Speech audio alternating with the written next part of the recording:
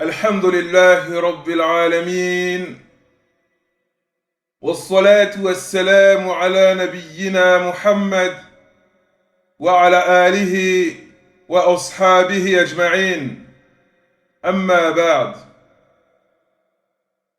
يقول نبينا صلى الله عليه وسلم كل أمتي يدخلون الجنة إلا من أبى قالوا يا رسول الله ومن يأباه قال من أطاعني دخل الجنة ومن عصاني فقد أبى. Le prophète Mohammed sallallahu alayhi wa sallam a dit un jour: ma communauté tout entière entrera au paradis. Ma communauté tout entière entrera au paradis, sauf celui qui le refuse. Ses compagnons, intrigués, stupéfaits, étonnés, lui dirent alors: ô messager d'Allah, qui donc refuserait d'entrer au paradis? Il dit alors: quiconque m'obéit entrera au paradis, et quiconque me désobéit aura certes refusé. من أطاعني دخل الجنة ومن عصاني فقد أبى. Quiconque m'obéit entrera au paradis, et quiconque me désobéit l'aura certes refusé. أيها المسلمون إن الله خلقنا ورزقنا ولم يتركنا هملا بل أرسل إلينا رسولا فمن أطاعه دخل الجنة ومن عصاه دخل النار. لهذا قال الله سبحانه وتعالى: إنا أرسلنا إليكم رسولا شاهدا عليكم كما أرسلنا إلى فرعون رسولا فعصى فرعون الرسول فأخذناه أخذا وبيلا. Serviteur d'Allah, Allah qu'il soit glorifié et exalté, nous a créés. Il nous a octroyé une forme harmonieuse et il nous a accordé notre subsistance, notre nourriture, notre eau, l'air que nous respirons. Tout se trouve ici-bas. Les médicaments dont nous avons besoin se trouvent ici-bas, dans les plantes, etc. Également, nos vêtements, nous les fabriquons à partir de ce qui se trouve ici-bas. Que ce soit des fibres végétales ou que ce soit la laine, la soie, etc. Allah nous a créés, il nous a donné une forme harmonieuse et il nous a accordé notre subsistance. Tout ce dont nous avons besoin se trouve ici-bas. Tout ce dont nous avons besoin se trouve ici-bas. Et il ne nous a pas abandonnés à notre sort. Il ne nous a pas laissés errer sans but ni objectif. Au contraire de cela, il nous a envoyé un messager. Il nous a envoyé un messager à qui il a confié une révélation. Aussi, quiconque obéit à ce messager, quiconque suit les enseignements de ce messager, eh bien il entrera au paradis. Et quiconque lui désobéit, il entrera en enfer.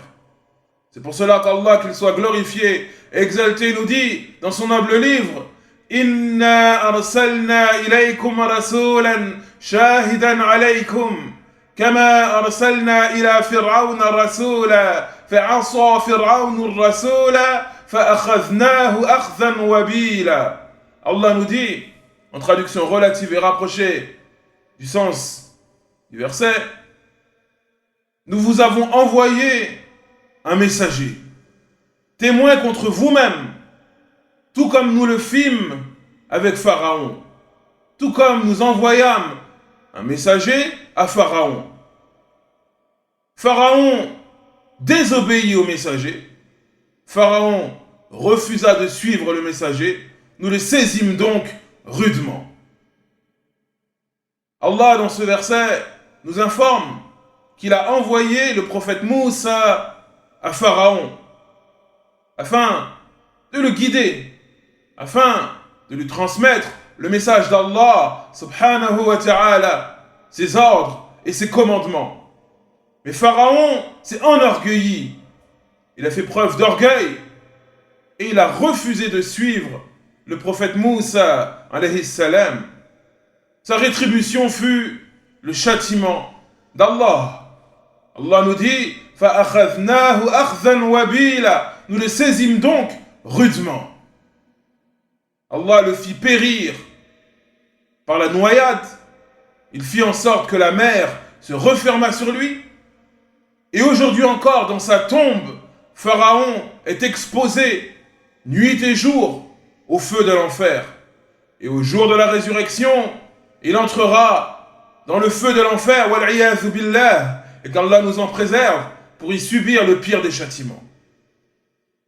Telle fut la rétribution de Pharaon, qui refusa de suivre le prophète Moussa alayhi salam. Et en vérité, de ce verset, on tire un enseignement remarquable, qui est que quiconque refuse de suivre le messager, eh bien, c'est un châtiment qui l'attend. Quiconque s'enorgueillit, quiconque tourne le dos à la voix d'un messager, quel qu'il soit, eh bien, sa rétribution, c'est le feu de l'enfer, le châtiment d'Allah.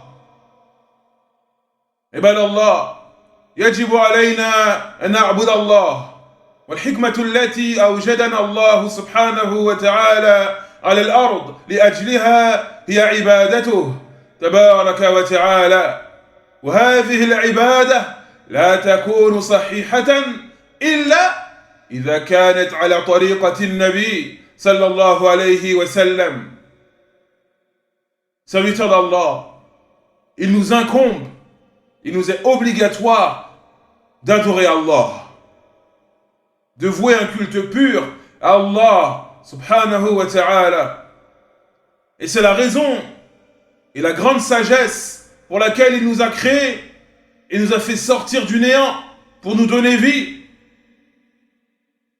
Allah nous a créés pour que nous l'adorions. Mais cette adoration pour laquelle nous avons été créés n'est correcte, n'est acceptée par Allah seulement et uniquement si elle est puisée des enseignements du prophète Mohammed sallallahu alayhi wa sallam. Seulement et uniquement si cette adoration nous vient du livre d'Allah et de la sunna de son messager sallallahu alayhi wa sallam. فالنبي صلى الله عليه وسلم طريقته وهديه هو الذي يوصل إلى الجنة وأما من عصى النبي صلى الله عليه وسلم وخالف طريقته فهو على طريقة إلى النار. Le prophète Mohammed sallallahu alayhi wa sallam, sa voix, sa guidance, ses enseignements, voilà ce qui mène au paradis. Telle est la voie qui mène au vaste paradis d'Allah, qui contient ce qu'aucun œil n'a jamais vu, ce qu'aucune oreille n'a jamais entendu et ce qu'aucun cœur n'a jamais ressenti. La voie du prophète Mohammed sallallahu alayhi wa sallam est une voie qui mène au paradis. C'est la voie unique qui mène au paradis d'Allah. Quant à quiconque contredit la voix du prophète Mohammed sallallahu alayhi wa sallam, quiconque s'oppose à lui, eh bien, il est sur une voie qui mène tout droit à l'enfer. Il est sur une voie qui mène tout droit à l'enfer.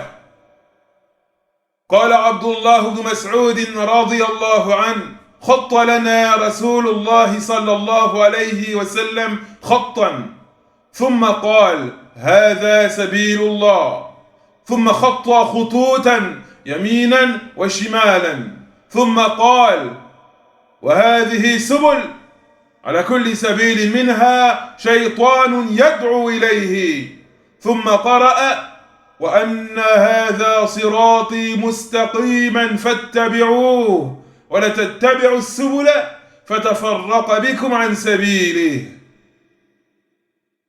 Et Abdullah ibn Mas'ud, le célèbre compagnon du prophète, sallallahu alayhi wa sallam, dit que le messager d'Allah, sallallahu alayhi wa sallam, un jour a tracé un grand trait droit, puis a dit, ceci est la voie d'Allah. Ceci est la voie d'Allah. Puis, il a tracé à la gauche et à la droite de ce grand trait des petits traits. Le prophète Mohammed sallallahu alayhi wa sallam a tracé un grand trait. Puis, à la droite et à la gauche de ce grand trait, il a tracé des petits traits. Et a dit, et voici les sentiers de l'égarement. Sur chaque sentier se trouve un diable qui y appelle. Ala kulli sabilin minha shaytanun yad'u ilayhi. Sur chacun de ces sentiers se trouve un diable qui appelle à cet égarement. Puis le prophète Mohammed sallallahu alayhi wa sallam a récité la parole d'Allah. وأن هذا صراطي مستقيما فاتبعوه ولا تتبعوا السبل فتفرق بكم عن سبيلي. Telle est ma voie dans toute sa rectitude. Telle est ma voie de droiture. Suivez-la donc et ne suivez pas les sentiers qui vous égareront de ma voie. Et ne suivez pas les sentiers, ces sentiers d'égarement, sur chacun desquels se trouve un diable. Ne les suivez pas, car ils vous égareront de la voie droite.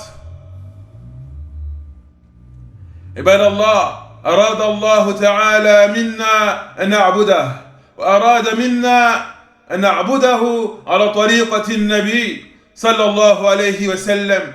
هذه الطريقة التي أرسل الله سبحانه وتعالى بها رسوله صلى الله عليه وسلم. Serviteur d'Allah, Allah veut de nous que nous l'adorions. Mais il veut que nous l'adorions selon les enseignements du prophète Mohammed sallallahu alayhi wa sallam, selon la voie du prophète Mohammed sallallahu alayhi wa sallam, cette voie qu'Allah a envoyée avec son prophète, ces enseignements qu'Allah subhanahu wa ta'ala a transmis à son prophète sallallahu alayhi wa sallam. والنبي صلى الله عليه وسلم قد بين لنا كل شيء بيانا شافيا فمن خالف هذه الطريقة في العبادة فعبادته مردودة. قال النبي صلى الله عليه وسلم من عمل عملا ليس عليه أمرنا فهو رد فهو مردود عليه وإن ظن هو أنه حسن. Le prophète Mohammed sallallahu alayhi wa sallam nous a tout clarifié, nous a tout expliqué, nous a tout montré en détail. Une clarification complète, totale, globale de la voie à suivre, dans les petites choses et les grandes choses. Tout a été clarifié, explicité. Aussi, quiconque contredit la voie du prophète Mohammed sallallahu alayhi wa sallam, eh bien, dans l'adoration, dans une adoration quelconque, eh bien, cette adoration ne sera pas acceptée par Allah. Cette adoration sera rejetée par Allah. Car le prophète Mohammed sallallahu alayhi wa sallam a dit Man amila amalan laysa alayhi amruna fahuwa rad. Quiconque fait un acte d'adoration que nous n'avons pas ordonné, que nous n'avons pas commandé, que nous n'avons pas enseigné, verra son acte d'adoration rejeté. Rejeté. Et quand bien même la personne qui fait cette innovation pense que ce qu'il est en train de faire est une bonne chose, ou voit que ce qu'il est en train de faire est une bonne chose. وكان عليه الصلاة والسلام يقول في خطبه فإن كل محدثة بدعة وكل بدعة ضلالة وكل ضلالة في النار.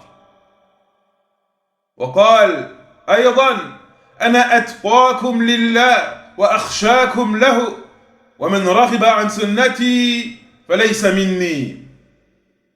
Et le prophète Mohammed sallallahu alayhi wa sallam disait lors de ses sermons, lors de ses prêches, il disait: toute chose forgée, toute chose inventée en religion est une innovation, bid'a. Et toute innovation est un égarement. Toute innovation religieuse est un égarement. Et tout égarement conduit en enfer. Et tout égarement conduit en enfer. Et il a dit également, sallallahu alayhi wa sallam, Ana atqakum lillah, je suis le plus pieux d'entre vous. Wa akhshakum lahu, et je suis celui qui le craint le plus. Je suis le plus pieux d'entre vous et celui qui craint le plus Allah. Wa man raghiba an sunnati falaysa minni. Quiconque se détourne de ma sunna, quiconque ne se satisfait pas de ma sunna, de mes enseignements, eh bien, il ne fait pas partie de moi. Je m'en désavoue. Le prophète Mohammed sallallahu alayhi wa sallam a affirmé en toute vérité qu'il est le plus pieux, celui qui craint le plus Allah. Aussi, ses enseignements sont les plus dignes d'être suivis. Ces enseignements sont les enseignements d'une personne qui craint Allah, d'une personne remplie de piété. Aussi, ils se doivent d'être suivis. On se doit de se cramponner aux enseignements du prophète Mohammed sallallahu alayhi wa sallam, quitte à y mordre avec nos molaires. عباد الله العبادة يجب أن تكون على سنة النبي صلى الله عليه وسلم كما شرع الله تبارك وتعالى. وقال الإمام مالك رحمه الله: من ابتدع في دين الله بدعة فقد ادعى أن محمدا صلى الله عليه وسلم خان الأمانة. Serviteur d'Allah, toute adoration, quelle qu'elle soit, se doit d'être en conformité avec la sunna. Elle se doit d'être puisée des enseignements du prophète Mohammed sallallahu alayhi wa sallam, tel qu'Allah l'a légiféré. Car c'est cela qu'Allah subhanahu wa ta'ala a légiféré, a décidé, a décrété pour ses serviteurs. Qu'ils suivent les enseignements du prophète Mohammed sallallahu alayhi wa sallam de manière conforme, de manière méticuleuse et fidèle. Et l'imam Malik, rahimahullah, a dit une parole remarquable. Il a dit: quiconque innove dans la religion d'Allah, quiconque vient et rajoute une chose ou enlève une chose dans la religion d'Allah, eh bien, c'est comme s'il avait prétendu que le prophète Mohammed sallallahu alayhi wa sallam a trahi le dépôt qui lui a été confié. C'est comme s'il avait prétendu que le prophète Mohammed sallallahu alayhi wa sallam a trahi le dépôt, la mission qu'Allah lui a confiée. فقد ادعى أن محمدا صلى الله عليه وسلم خان الرسالة ولم يبلغ رسالة الله كاملة أو أنه يريد أن يستدرك على شرع الله تبارك وتعالى. لذلك قال الإمام الشافعي رحمه الله: من استحسن فقد شرع جعل نفسه مشرعا مع الله سبحانه وتعالى. لازمك أحد الأمرين ولا بد، إما أنك تجعل نفسك مشرعا مع الله، وهذه العبادات والتشريع حق خالص لله تبارك وتعالى، أو أنك تقول بأن الله شرعها لكن محمدا صلى الله عليه وسلم لم يبلغ هذه الرسالة كاملة، فأنت تأتي وتزيد هذه العبادة. Ainsi, quiconque innove dans la religion d'Allah sallallahu alayhi wa sallam, quelle que soit cette innovation, eh bien, c'est comme s'il avait prétendu que le prophète Mohammed sallallahu alayhi wa sallam a trahi la révélation. Comme s'il avait prétendu que le prophète Mohammed sallallahu alayhi wa sallam a trahi le dépôt, la mission qu'Allah lui a confiée.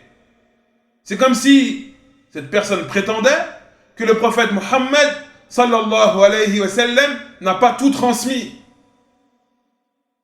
Ou alors, c'est comme si cette personne souhaitait corriger certains aspects de la religion. C'est comme si cette personne souhaitait corriger, améliorer certains aspects de la religion.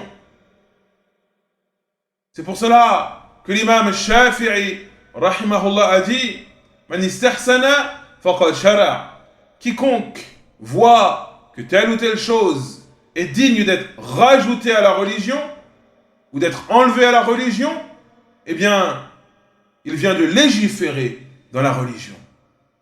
Quiconque voit que telle ou telle innovation religieuse est une bonne chose, eh bien, c'est comme si il venait de légiférer cette innovation comme étant une nouvelle adoration à suivre.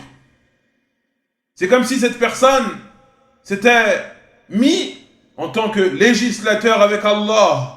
Ou alors, c'est comme si cette personne avait dit que le prophète Mohammed sallallahu alayhi wa sallam n'a pas tout transmis comme il se doit. C'est soit l'un, soit l'autre. Quiconque innove, c'est comme si il prétendait que le prophète Mohammed sallallahu alayhi wa sallam n'a pas transmis cette adoration, ou c'est comme si cette personne venait en tant que législateur et rajoutait cette adoration dans la religion. C'est soit l'un, soit l'autre. Et que ce soit l'une ou l'autre de ces choses, c'est assurément un égarement flagrant, une perdition dans laquelle cette personne s'est noyée et s'est embourbée. Car le fait de légiférer, c'est le droit exclusif et unique d'Allah subhanahu wa ta'ala. Et le fait de prétendre que le prophète Mohammed sallallahu alayhi wa sallam n'a pas tout transmis, eh bien, c'est un égarement manifeste, une contradiction claire et nette des textes de la révélation. C'est une parole de mécréance. Wal'iyadhu billah. Et qu'Allah nous en préserve. Aussi, on voit, à la lumière de ces textes, que l'innovation religieuse est une chose effroyable, est une chose énorme dont il faut s'écarter absolument. C'est une chose énorme dont il faut s'écarter absolument. Et chacun se doit de rechercher à pratiquer la sunnah. Chacun doit s'efforcer de suivre la sunnah de manière conforme et méticuleuse. Car la voie du prophète Mohammed sallallahu alayhi wa sallam, ses enseignements, voilà ce qui nous conduit au paradis. Voilà ce qui nous mène à l'agrément d'Allah. Car c'est ce qu'Allah a légiféré, a décrété et a décidé. Et on ne doit pas tenter d'adorer Allah, tenter de se rapprocher d'Allah avec des choses sorties de nulle part ou sorties de notre cerveau, de notre imagination, des rêves etc., etc.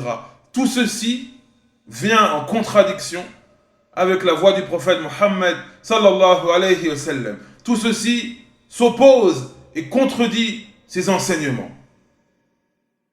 Serviteurs d'Allah, أيها المسلمون إن الله خلقنا ورزقنا ولم يتركنا هملا بل أرسل إلينا رسولا فمن أطاعه دخل الجنة ومن عصاه دخل النار.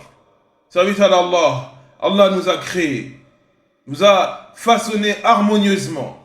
Il nous a accordé notre subsistance. Tout ce dont nous avons besoin se trouve ici-bas. Et il ne nous a pas abandonnés à notre sort. Il ne nous a pas laissés errer sur terre sans but ni objectif. Au contraire de cela, il nous a envoyé un messager à qui il a transmis sa révélation.